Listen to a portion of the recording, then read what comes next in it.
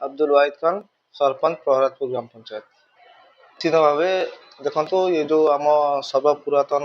माने एटा प्राचीन काल आरंभ होगी आम चली प्रहरादपुर हाट एटा एक्चुअली ऐतिहासिक हाट जहाँकि विगत 20-25 वर्ष पूर्वे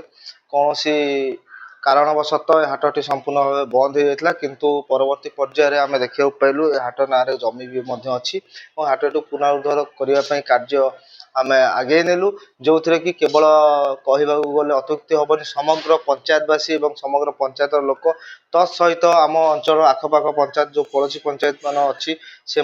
लोक मैंने चाहिए चाषी मैंने विशेषकर चाषी मैंने चाहिए कि जहाँ उत्पादन होने आम गाँव आम अंचल गोटे हाटटी खुले से सुचारू रूपे से जिनपतर व्यवसाय करें एवं समस्त आग्रह को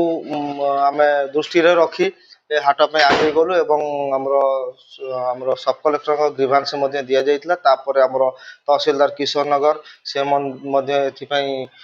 पदक्षेप नेले एवं जहा हो वर्तमान समस्त मिलित उद्यम रे हाटर कार्य आरंभ होती आज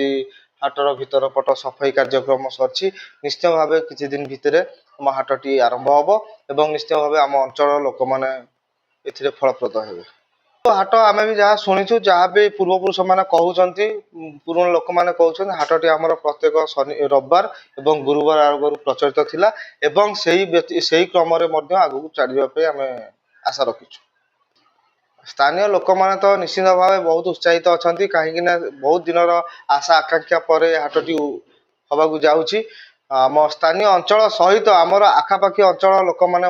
उपकृत हे समस्ते निजर खुशी सब्यस्त कर।